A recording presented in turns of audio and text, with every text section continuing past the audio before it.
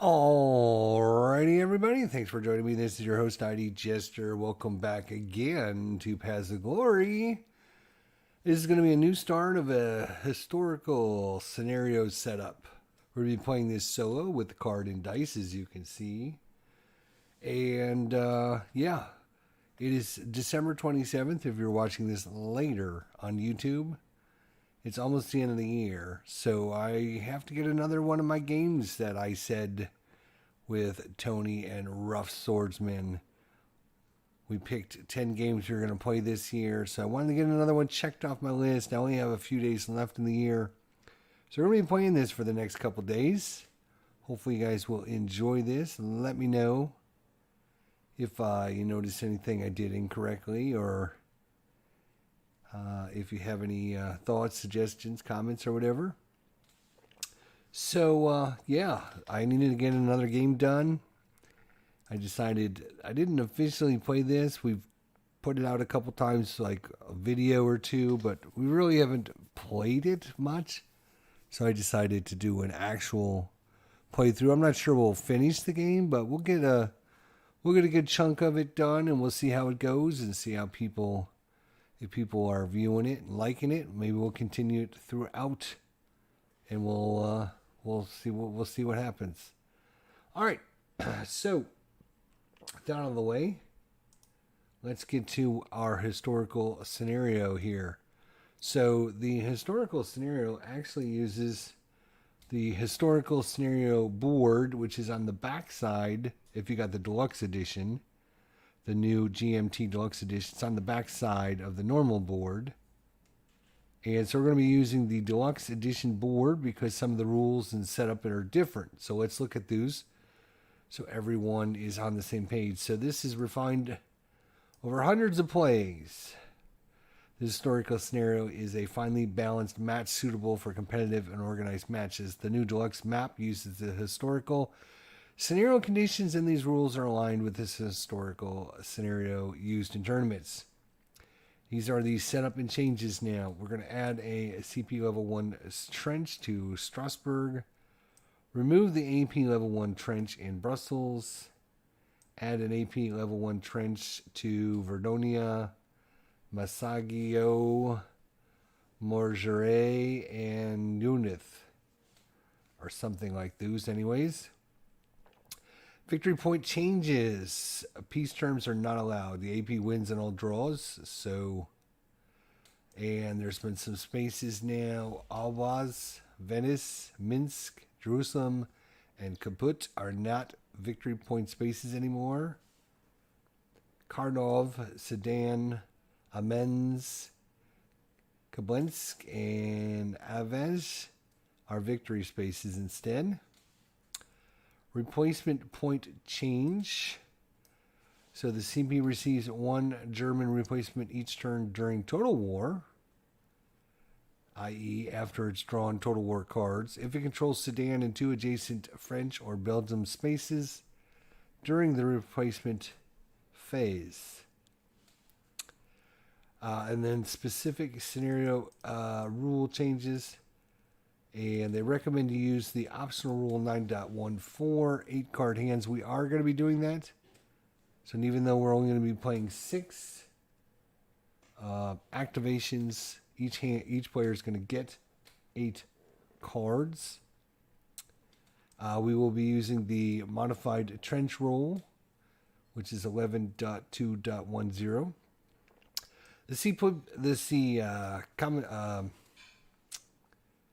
The CP player must open with the Guns of August as an event. So you can see we have that out here. Oh, and I forgot to switch you guys over. Sorry. So, yeah, here's the historical scenario. The setup changes. Optional rules or scenario-specific rules. Use optional rule 8 card hands. The trench roll modifier, which we'll use, Guns of August, must be played as an event. Entrench may not be played as an event on turn 1, so neither player can play Entrench. The British mandatory offensive becomes French on turn 1, so if we roll for British, As a mandatory offensive, it automatically becomes French on turn 1. Until the AP war commitment level is total war, i.e., after it's drawing its total war cards, only Austrian and Italian armies may operate in Italy, which means they can only move, attack, SR, or advance into or through any space in Italy. Additionally, until the AP war commitment level is total war, no German armies may end their movement or move by SR to Trent, Valoche, or Therese. The following cards may double as ops when playing them as events. Landship, Zimmerman Telegraph, over there, Sart's control, or command, follow the Tsar, and a Bolshevik Revolution. The yellow stripe on these cards will remind that the event also generates ops. If the game ends with an armistice or at the end of turn 20, add 1 victory point for each U.S. Army reinforcement card not played as an event. And if the game ends with an armistice or at the end of turn 20, subtract 2 victory points if the Fall of the Tsar event was not played as an event. Alright, so that is the rule changes for the historical setup. And as I mentioned, we'll be using the deluxe board, using the Guns of August as an event, which means it will be replaced. Combined war status goes up by 2 points for that. And the CP war status goes up by 2 points. And I got the board set up just like you would if you were playing it yourself. So, we've already done what the card says to do. But before we actually get into that, we need to roll for mandatory offensives. So let's roll red. The blue dice will always be for the French or the Allied player. And the gray, greenish dice will always be for the CP player. So, Allied player is a 6. Mandatory offensive, which is over here. There we go. So it looks like Russia is the mandatory offensive for the Allied player. For the German player, it is 1, which is going to be Austria-Hungary. So Austria-Hungary and Russia are going to have to go at it a little bit. If you don't do your mandatory offensive, I believe you lose a point. I do have the rule book, as you can see, downloaded from GMT here. So hopefully if there's any questions about anything, I can make a quick reference just to double check everything. But hopefully we won't need that too much. But you might want to download it from GMT yourself. You can follow along in case we do have any questions. Or you can pull out your rule book if you got the new 2018 Deluxe Edition rules.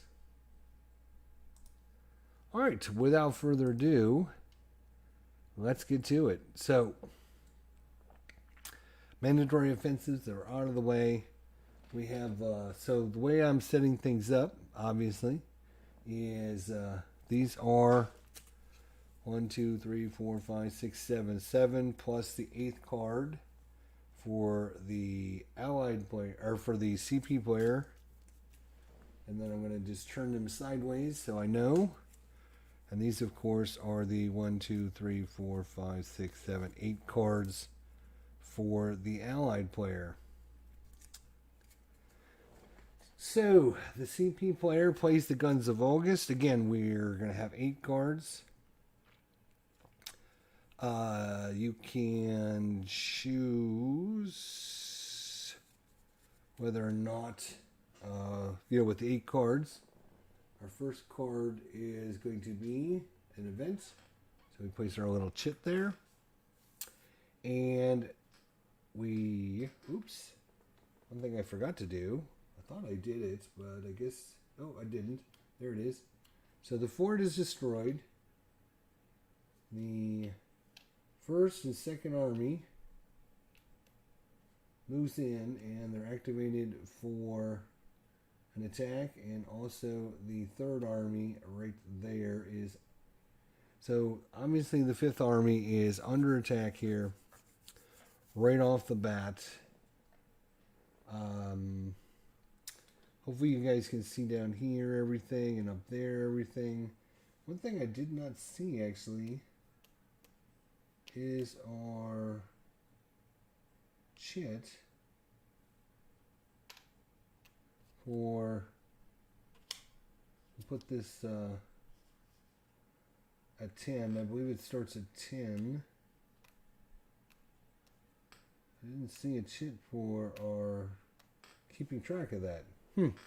Here's our replacements, U.S. entry, the Russian capitulation, and then of course all of our move and attack markers will be down here. All the extra counters are kind of out, hopefully out of the way a little bit. And then of course all your special cores will be there.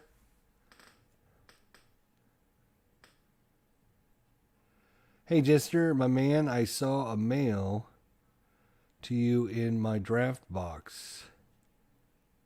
Sending it tonight. Alright, you're sending me something in my draft box. Sounds good. Sounds real good. Thank you. I'm not sure what your draft box is, but it sounds good.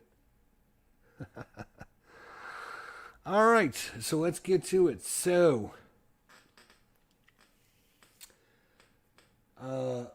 I do need to just double check the sequence for the combat, because I need to know when you decide if you're doing a flank attack and when players play cards, because alright, so the steps are: designate the combat, determine the combat strength, play trench negating combat cards, attempt a flank attack, then play your combat cards, determine the die roll modifier, determine fire column results, determine results, take losses. Okay, so it's important that I knew this, because the allied player, I keep saying the French, but the allied player might play a card, and I wasn't sure if it was you had to play it before they roll for a flank or after they roll for a flank. Okay. So the German player is going to decide to try a flank attack, because he has... Oh! Let's go ahead and just drop this on the ground, why don't we? Alright. Because he has 2 units attacking into one space. You can see the lines actually going in there. And when you try a flank attack, you need to roll 4 or higher. And if you have a unit that is flanking, i.e. meaning it's not adjacent to an enemy unit, another enemy unit, you get a +1 to your die roll. So the German player is going to decide to do a flank attack. Alright, so that's... So let me just go through the process again. So determine the strength, blah, blah, blah. Right, okay. Might just want to keep this out over here, because it might come into play later. So, you know, the other thing would be really cool is if you got out your cheat sheet. There you go. Good boy. All right. Alright, here's reinforcement cards. I didn't even know they had that. War status track. Alright. Victory point track. Oh, so like you can save the game. Nice. Let me take that to work and make a copy of it, actually. Replacement cost table, victory point table. 1914 special rules. I do need to check this again. Neither player may play reinforcement cards on the August 1914 turn, which is our current turn, as you can see up here, August. Then we go to September, and then we go fall, winter, spring, summer, fall, winter, spring, summer, etc. But the first two turns are just 1 month each.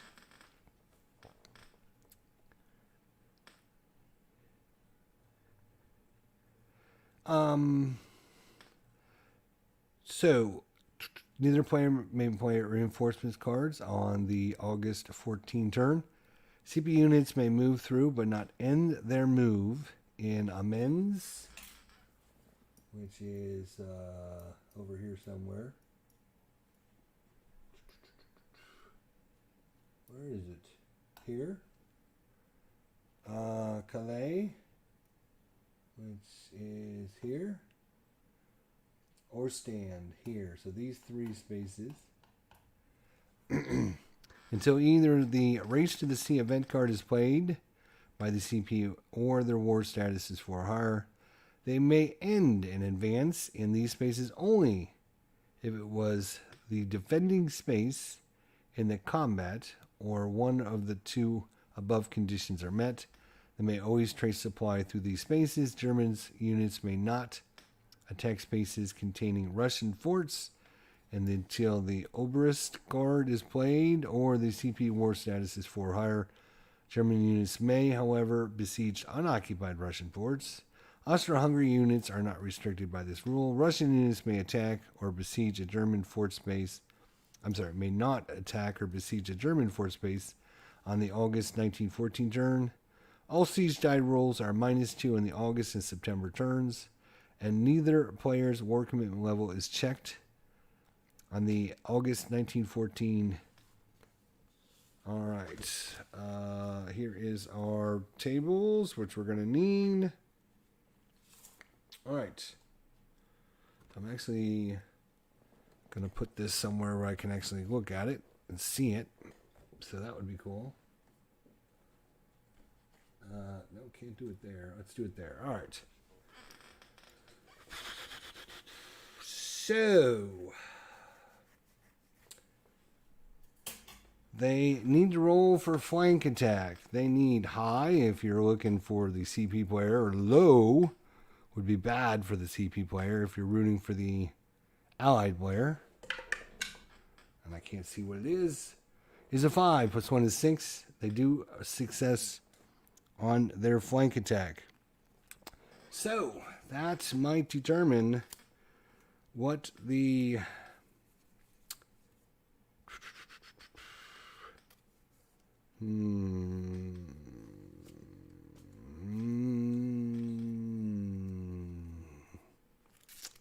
Yeah, I think the allied player is going to play his mobilization withdrawal card. So defending units negate 1 required corpse step loss and instead must retreat 1 space. Full strength attacking units may advance. If no corpse step loss, an army step loss may be negated. So 12.6 for the rule. Let's just look at it real quick just to make sure there's nothing.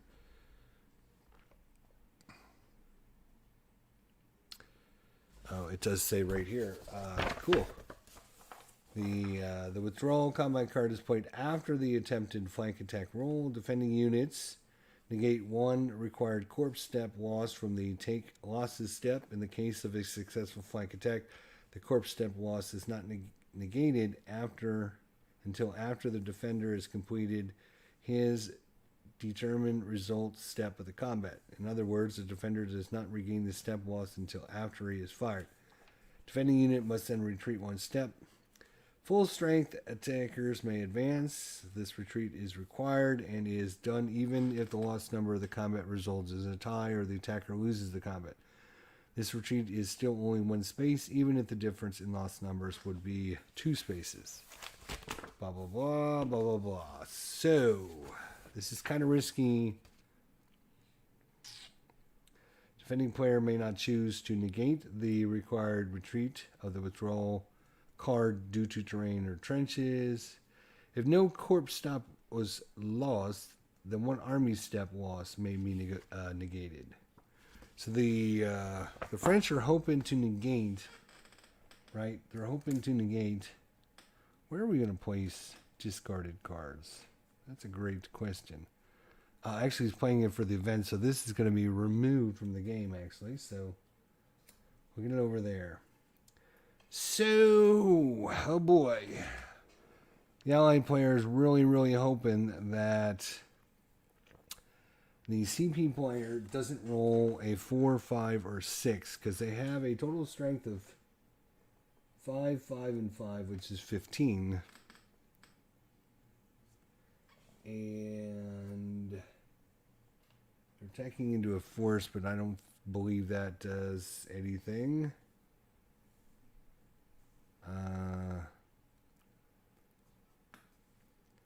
Flank attack allowed into, yes, right, okay. All right, so the CP player is an attack of 15, which means that they roll 1, they do 4, 2, they do 5, 3, they do 5. And then if they do 4, 5, or 6, they do 7 step losses of damage, which will remove and bring in a corpse unit. So they're really trying to prevent their army from taking too many step losses, as opposed to getting a core step loss. All right, so let's see what they get. 4. Well, it didn't work out because the Allied player, or the CP player, rolled 7. 7 loss factors. So that is the middle number here. So you can see, maybe if I grab it here.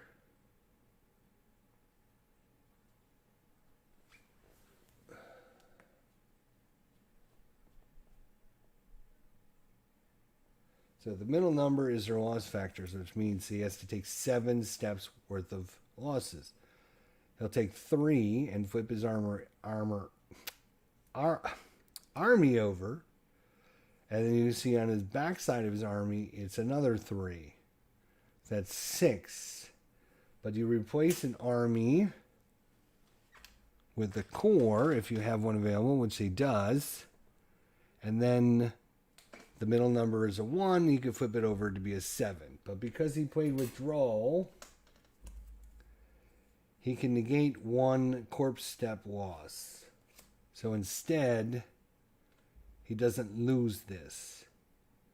So say, for example, instead of rolling 7 step losses, he said rolled 5.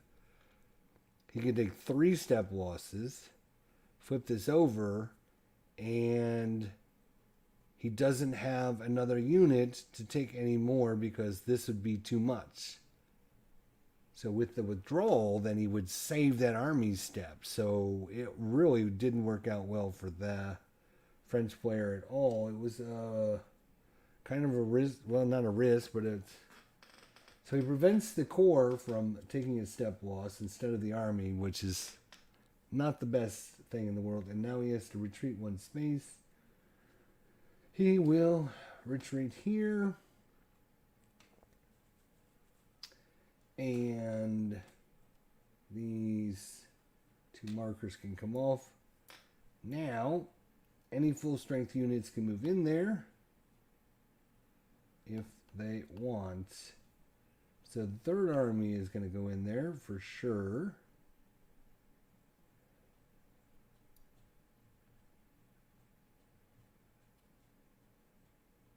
And we have the 1st army and the 2nd army. Both of them are full strength. Both of them could move in. Not great idea because the BEF could then move into this area and cut them off.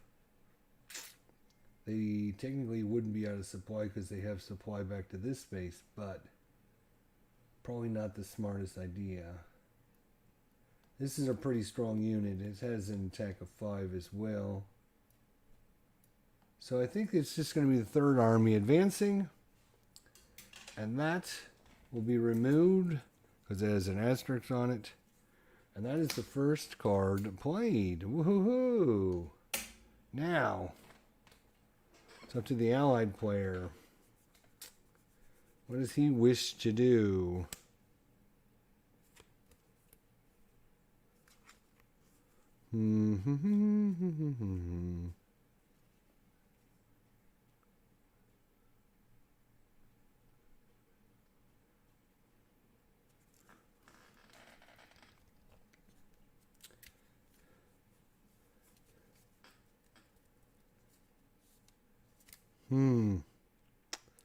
All right, the Allied player is going to take his little piece, and he's going to play a card for operation points, which are going to be these big numbers in the top left-hand corner.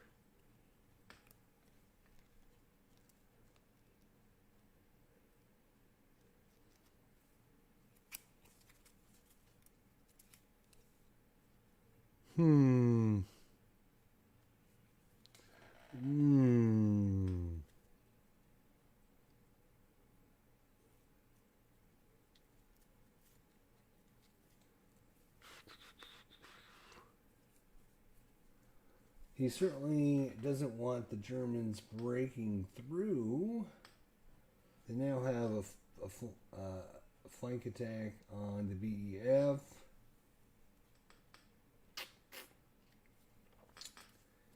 So,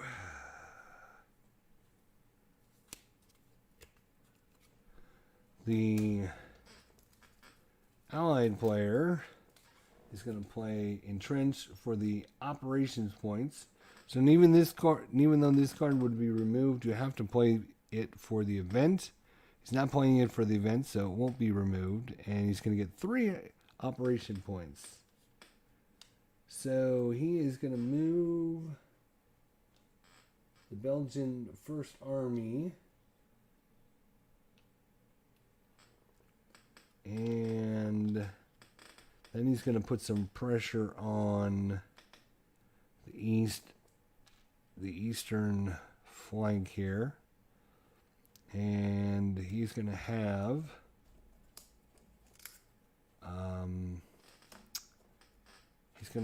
his own attack going on here. So first things first, we'll go ahead and move this guy here, and he's going to move. His movement is the last number. So in this case, it's going to be a 3. It's the movement, and it only costs 1 into each space. Going to get this game in by the end of the year. That's what I talked about at the beginning, Peter. That's what I talked about at the beginning of this episode. I said, I got to get another one in before the end of the year. So screw Tony and screw Ruff. So he's going to move 1, 2, and he's going to come in here with the BEF and soar up that defense in case the Germans decide to attack. And then we have another attack over here by the the 3rd and 8th Army for the Russians.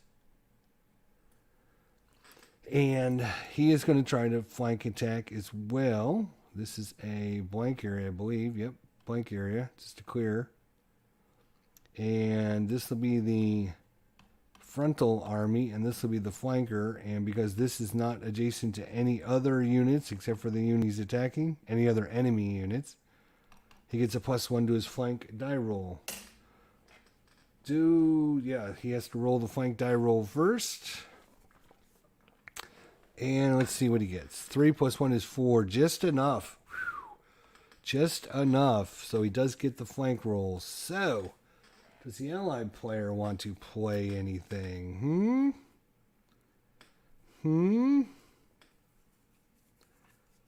So, what we're looking at specifically is the only cards you can play are those cards that have CC on them, which stands for combat, close combat. So you can only play the cards that have close combat on them. You can't play anything else. You can't just go, oh, I'm going to play this card or whatever. You have to play only the CC ones. I think the Allied player is not going to choose to do anything. So the Russian, let's see, hang on a second. 6, They can cause 4 losses. Unless he rolls a 5 or 6.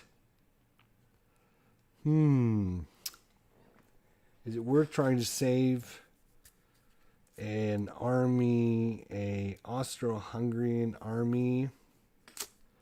Is it worth it, or does he want to save that for a more opportune time? I think he's going to save it for a more opportune time. So, Russians get to attack first. 3 plus 3. 3 firepower plus 3 is 6. So they are on the army table because they have an army. Armies are the big units. Corps are the little units. You can see the size difference if I put one on top. So the big ones are armies, the little ones are corps. If you have at least one army attacking, you're always on the army table. If you don't have any armies at all, you're on the corps table. So army fire table, 3 plus 3 is 6. So he's on this column right here. And he rolls a 2, unfortunately. So 2 for him is going to be 3 step losses. So 3 step losses. I guess I'll just put that right there. That's fine. So the third army, again, middle number is the loss factors. He can take 2 step losses. And he flips over. And now he has 2 more step losses that he can get. But remember, it was only an attack of 3. So taking 4 step losses would be too much. So anything else is ignored. So he could take 2 or 3, but he can't. He can either take 2 or 4. So 3 step losses don't do anything. It's just like a 2. So the 3 gets rounded down to 2. And he doesn't have to take any more step losses. Now, because the flank attack was successful, they get to do their attack first. And then the defender gets to attack back. Without a flank attack, then everything is simultaneous. So he's going to attack back, but he's only going to have 1 attack factor. And let's see what he does with his 1. He rolls a 2. On the 1 column, a 2 is a 1. But these guys are both 2s and 2s. So 2 and 2, so they can't take a 1 loss. They have to take a 2. Or a 2. And he did roll the 1. So unfortunately, it doesn't happen. Now the difference was 3 loss factors versus 1. So the difference between 3 and 1 is 2. So he has to retreat 2 spaces. In this game, you can retreat anywhere and move anywhere. So you could retreat here, but you just can't go back to where you were. So you could retreat over here and then to this space here. You do not have to retreat like 1, 2, like directly away. You can go here, or you could go there and come over here. Or you could go here and come over there. So what do you want to do, buddy? That's a great question. What do you want to do?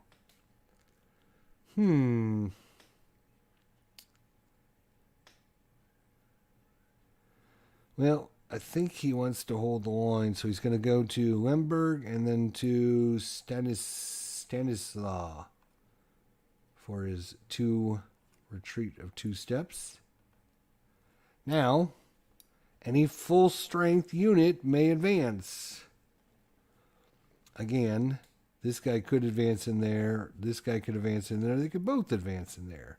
Problem with moving this guy in here is this little army can go 1, 2, 3, 4 and try to cut off these guys' supplies. Not that he would try that, but he might. You never know. Oh, he only has a movement of 3, so it'd be a little hard to do that. So, bloop. Let's grab our little tokens back. I think he's just going to move the 3rd army in there and be done. All right. Whew. We got 2 cards in. Look at us go. We're crazy. So, it's now time for the allied player to play his 2nd card. What does he want to do?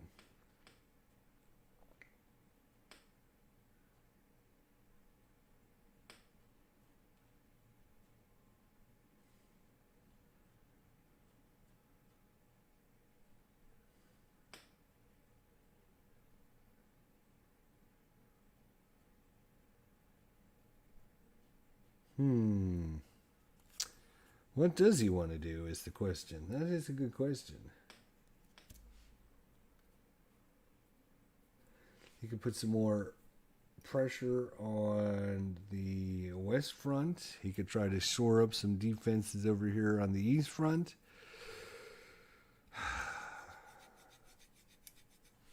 Hmm. Hmm.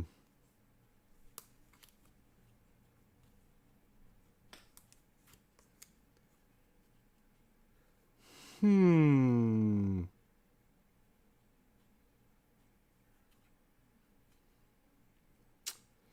He is going to play just as the allied player in Trench.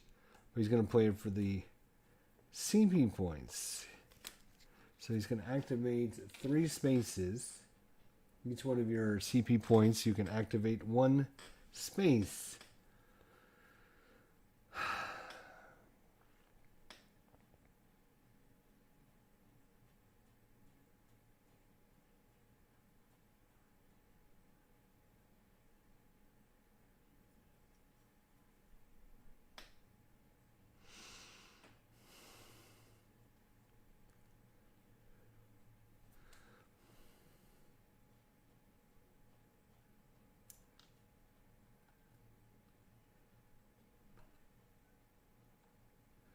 As you can see, there's just, it kind of reminds you of chess. Like, you know, okay, there's an opening move, and then there's kind of like a counter to the opening move. But then every time you do something that's just a slightly different, move a unit, or you don't get the same combat result, like what ended up happening over here, then it's like it changes everything. So literally you play the first couple cards 20 times, and I bet you have 20 different results.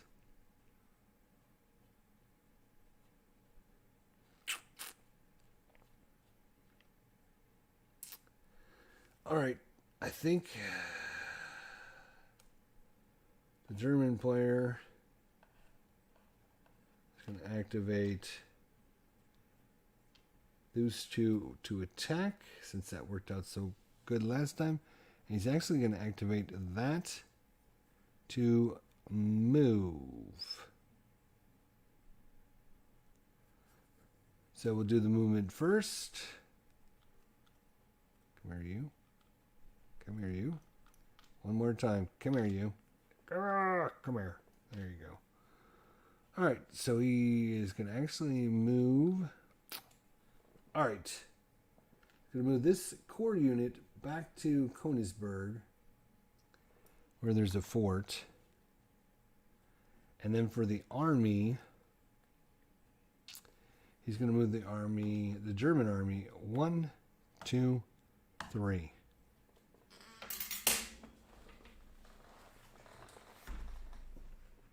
Oh.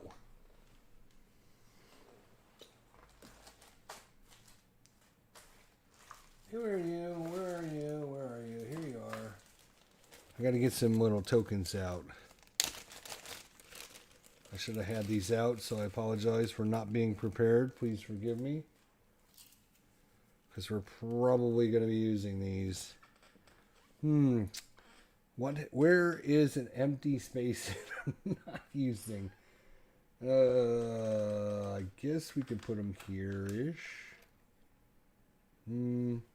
Okay. I don't know. Will they slide over?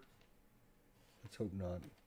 Oh, yes. By the way, we are number 2, and we're going for ops.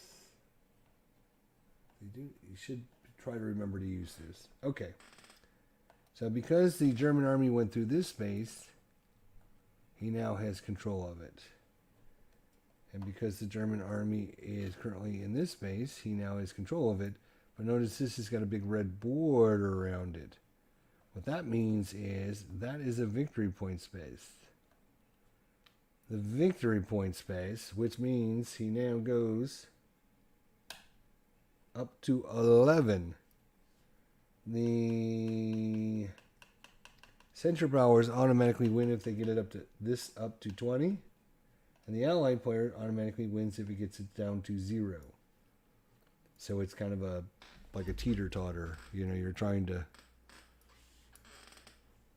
So now this space is now German, so he can trace supply through that space, and units can move through it and do whatever normally they want to do. So that's it. No, it's not it. We got an attack. Righto. So we have the BEF and the 1st Belgian Army here in Brussels being attacked by these monster German units.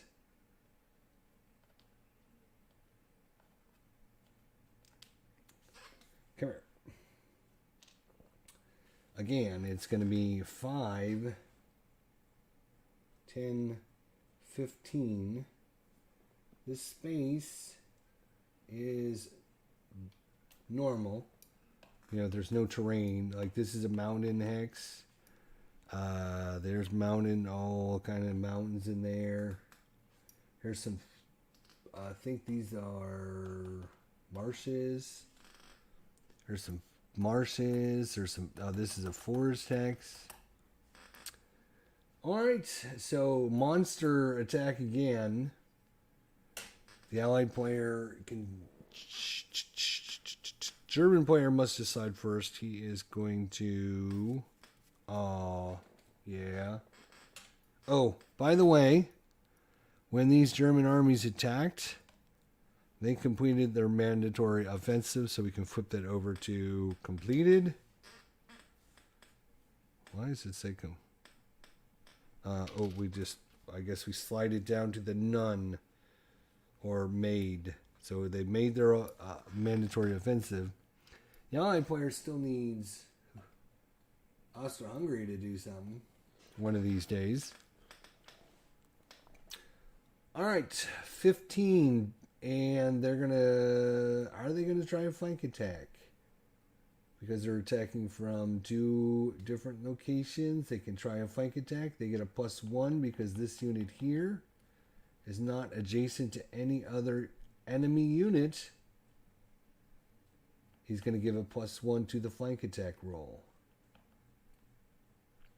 So, flank attack. Again, you need a 4 or higher. And they're going to get a +1. Really? Really? You sorry son of a gun. What are you doing to me? Should be able to pick this up. Why am I having so many problems? Let's try this again. I guess you got to kind of hold it in the middle. All right. So, 15, he's going to try for the flank attack. Yep, I think he is.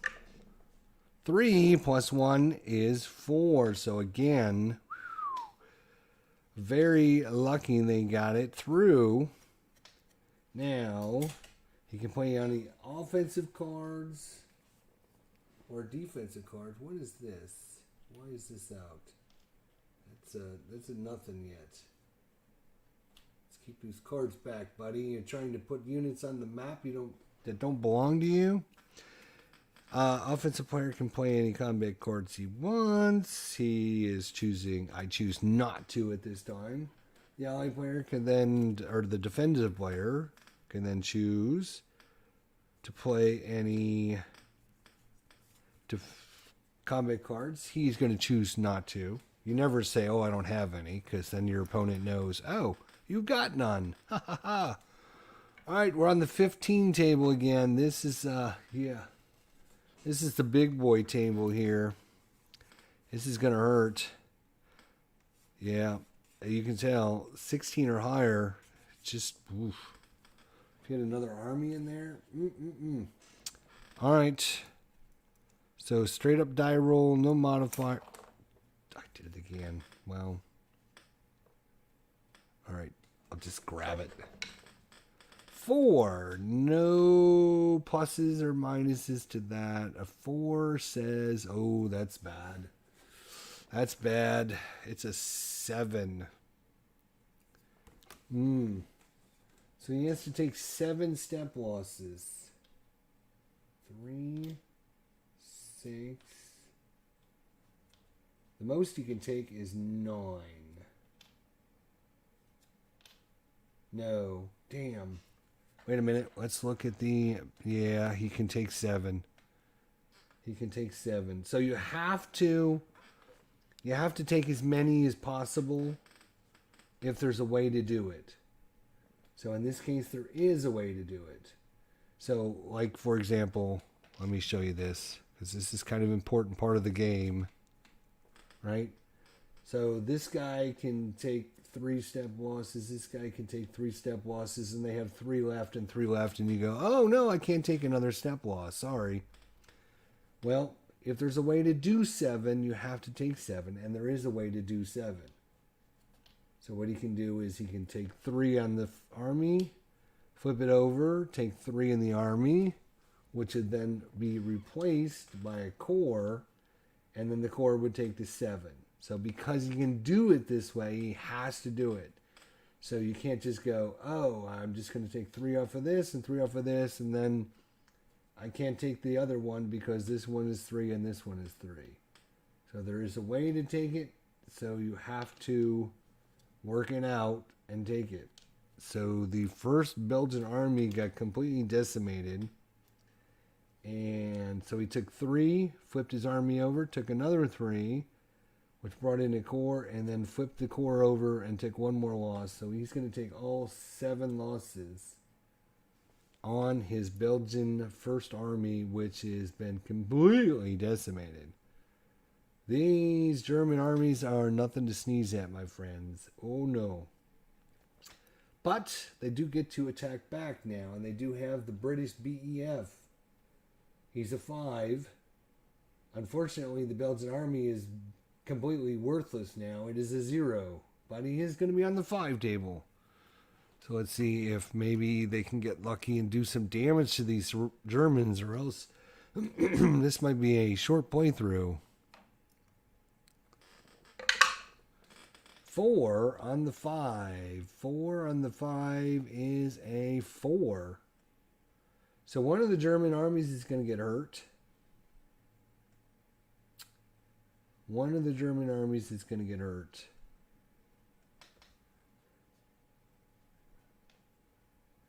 So they have to take 4 if they can. So he can take 3 of it on the first army and flip it over. But everything remaining is 3, 3, and 3. So there's no way for him to take that other one. So it's a 4 versus a 7, which the difference again is 3.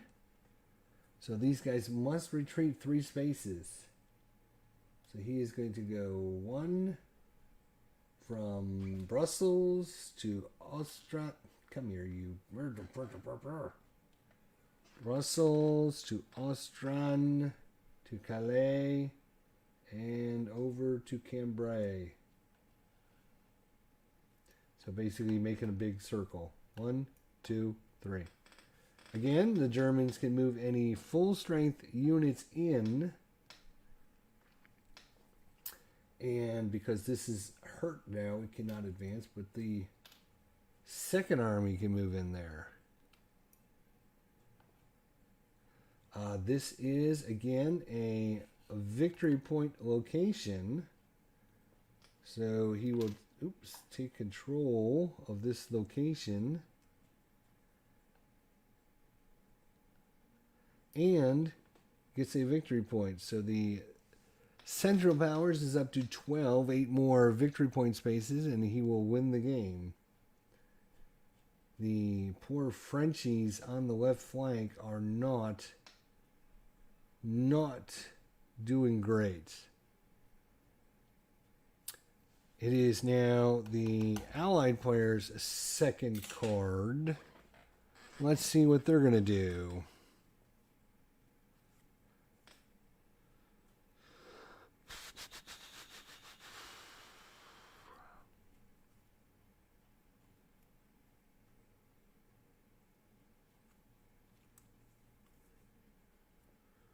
Hmm.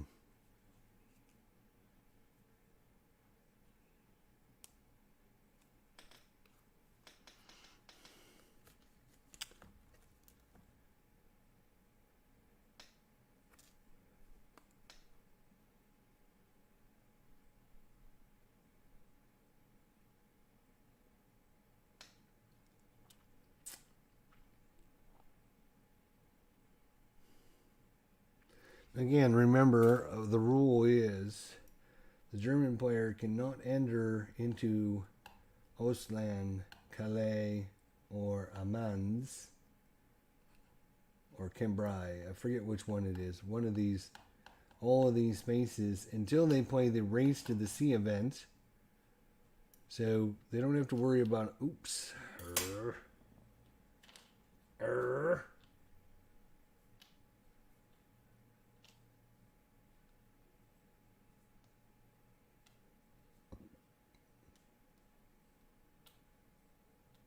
About, trying to come around and cut him off a supply there and take all these victory points. That's victory, victory, victory. That's 3 right there. But if the German player does play Race for the Sea, that could mean big, big, big trouble. So, ugh. What in the hell are they going to do?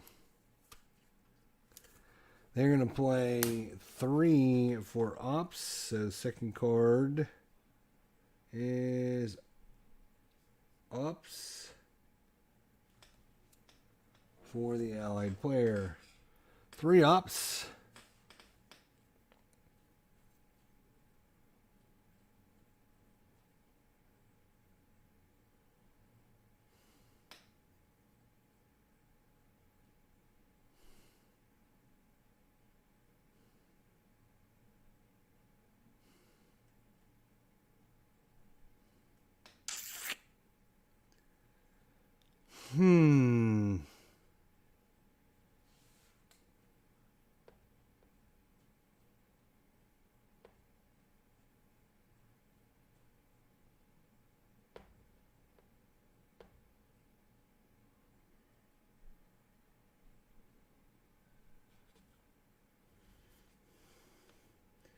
It's a tough decision, to be honest. You can't afford. The problem with the Germans now is they could flank attack here again. But now they're only at 10 strength instead of their 3 armies. They can only do it with 2 armies. So not quite as powerful. Still powerful, just not as powerful. Defensively, they still have 5, 6. So it'd be a 10 versus 6. They could still try the flank. Maybe they wouldn't get it. Who knows? But they're not going to move into this space because we could just move a corps forward and cut them out of supply. You have to be able to trace supply back to your supply sources, which I think are these little dots, like here and here. So Germans, all of them can trace supply back to here and to there. Let's say this guy goes 1, 2. And then this guy goes, okay, oops, I'm going to come here. Well, now this guy can't trace supply back there anymore because he can't. Actually, he could. Oh, that would be bad. Would you have a fan on? So, you have to always worry about the advancing and cutting of armies.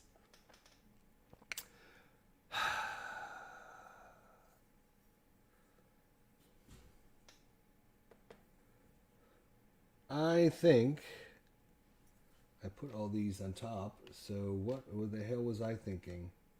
Now I can't get to them, dummy.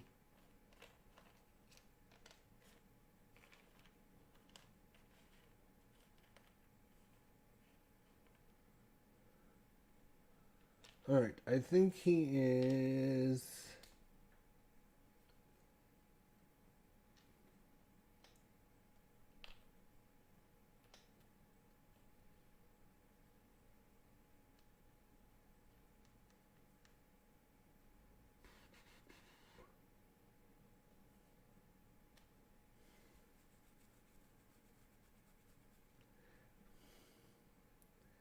He is going to, yep, he's going to move, and then I think he's going to do a solo attack over here.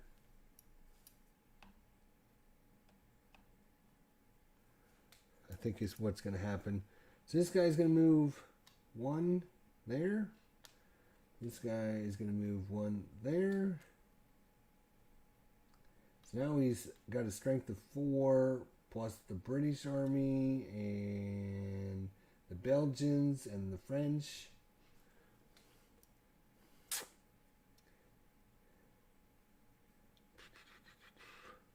He can actually flank attack the German now. So putting some pressure. Okay, you want to do this?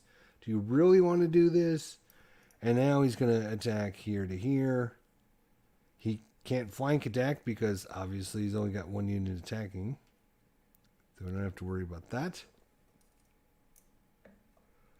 And come here, die.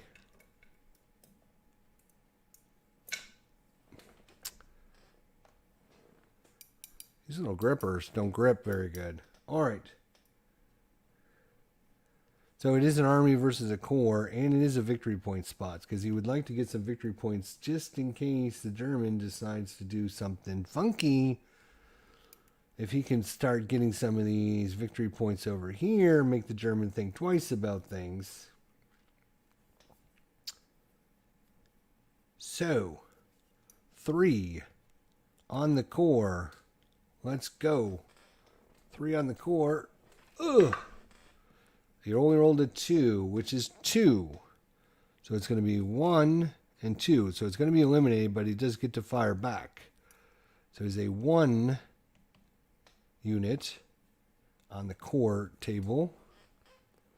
1 unit on the core table, and he rolled a 1, which is a big fat misso. So he has to take 2 losses, 1, 2, so he's going to be eliminated.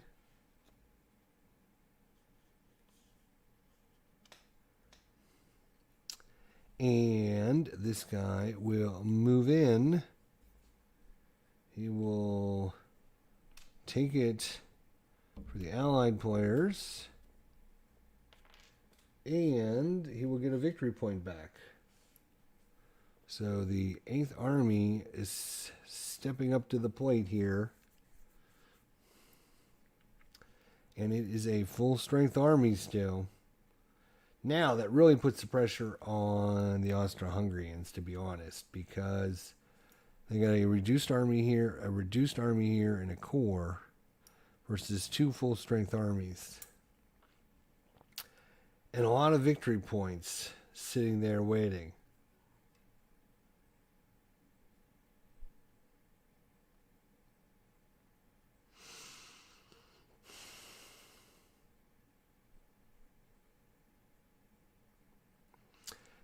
Fortunately for him, he does have this 8th Army just sitting over here, this German 533 full stack army, which could come over and help. Well, we're moving on to card number 3 for the Allied player. I'm sorry, for the Central Power player.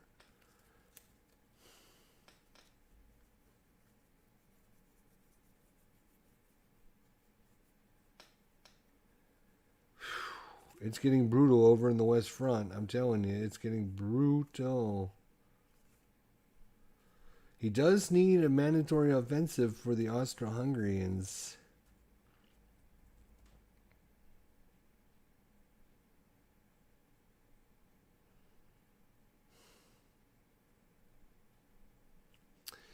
Ugh. They could be in some deep doo-doo here.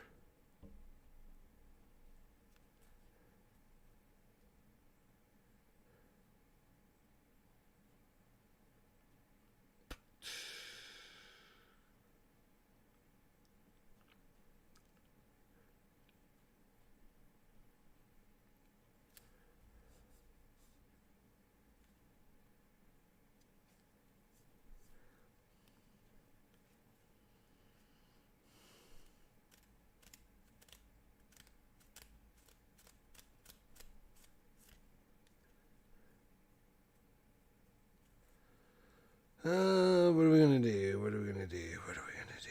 What are we gonna do? What are we gonna do?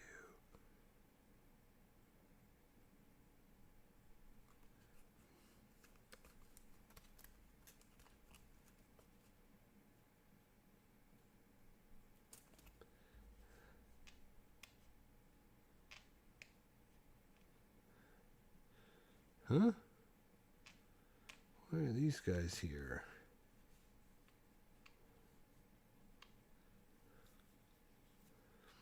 That's Bulgaria, Romania. Serbia, I think, is here. So these guys are, I believe, are neutral until they get drawn in the war.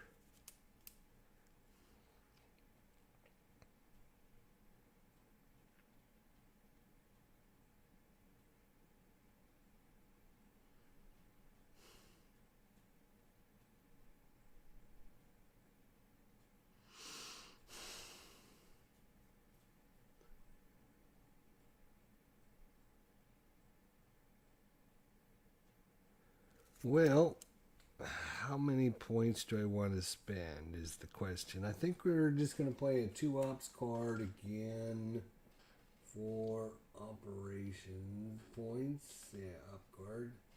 So we're going to play just a 2 card. They want to leave some of their bigger cards towards the end. So just a 2-op card. They could move the 5th Army back over to help. That would definitely weaken this front. It's not like Serbia's going to come up and attack them, but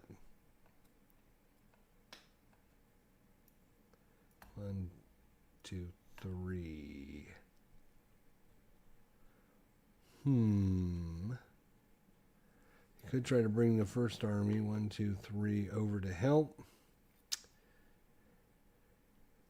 The Russians could try to come in and attack this way, but with the German here, he could cut them off very quickly, so I'm not sure they would do that. So, I'm just thinking out loud. I think the option is, actually, I don't know, but I think that we are going to move this guy. The other option is an attack.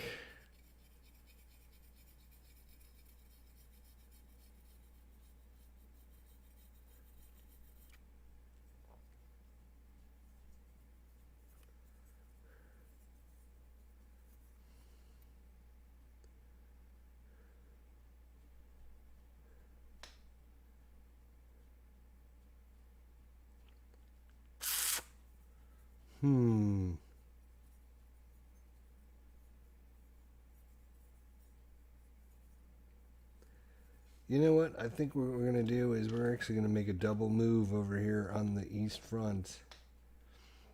All right, let's do it. Let's make it happen.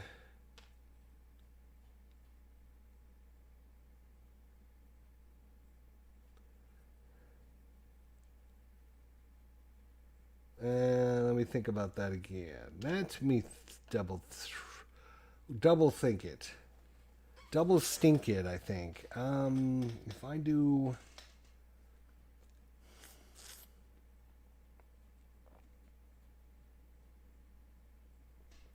So right now the Frenchies are in trouble, and the Austro-Hungaries are in trouble, which is pretty typical for a normal start. It seems like it always goes that way.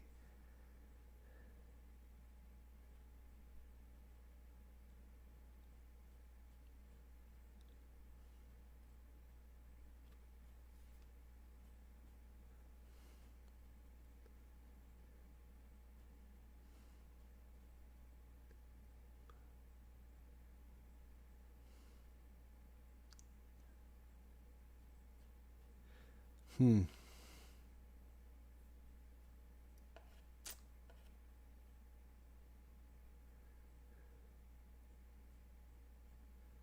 be a 3 versus a 3. They could try a flank attack. Ooh, that would be really risky. You know what?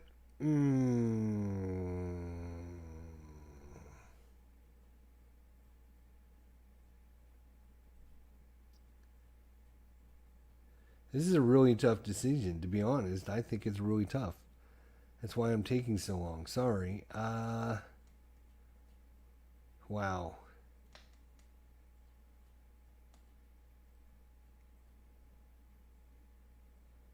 And neither side can get replacement points. So it's like, hmm.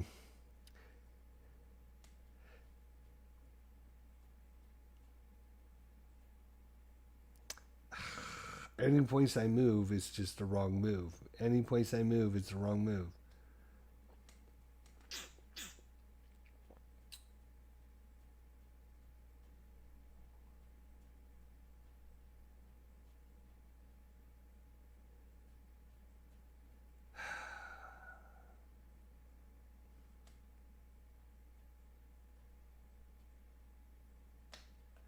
That's a full army, right? Nope. Yeah, that's a full army. We can move that. I think that's fine. But where else are we going to move? I think bringing another army over there should shore that up pretty good. So the other move is going to actually be...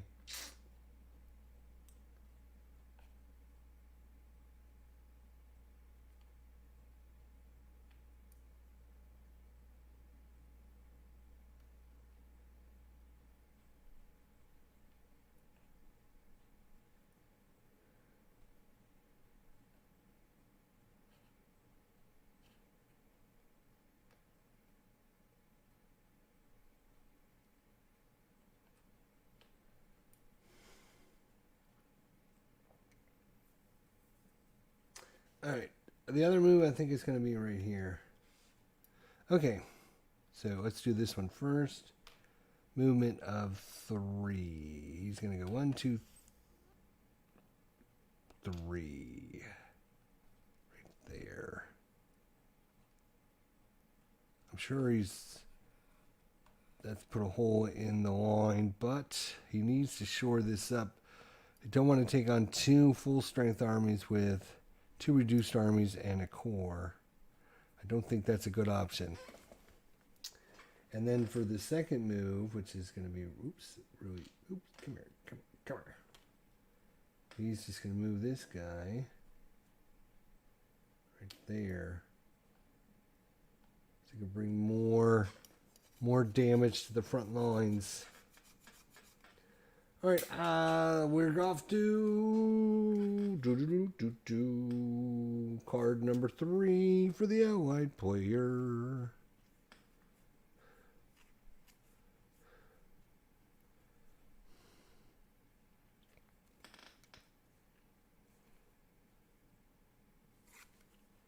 He's going to play the Russian reinforcement card for 2 ops.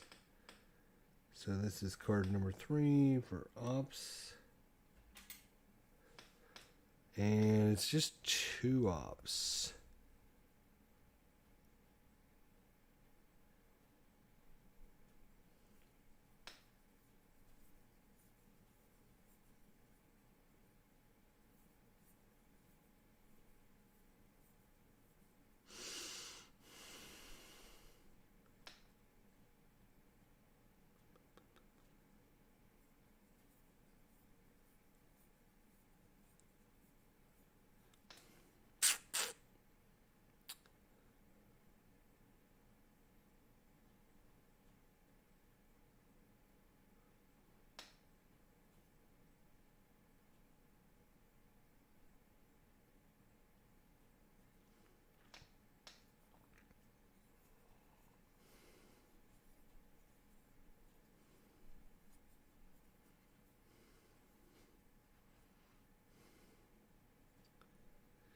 With that other army there now, he's really, can't do it. I mean, we could try a flank attack, but man, all of a sudden it went from really weak to pretty decently not worth attacking anymore.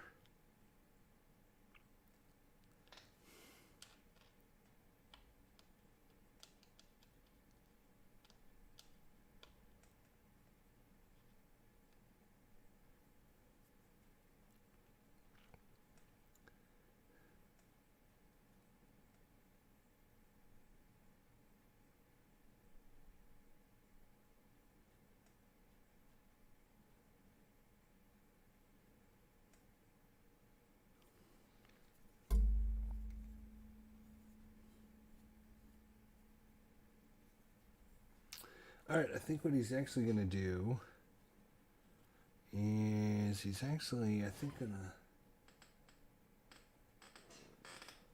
thinking about bringing those down to help. Yep, I think he's going to move this guy, and I think he's going to move this guy.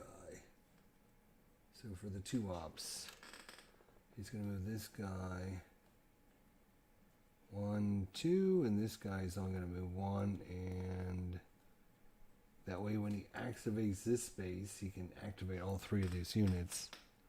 So that's pretty much it.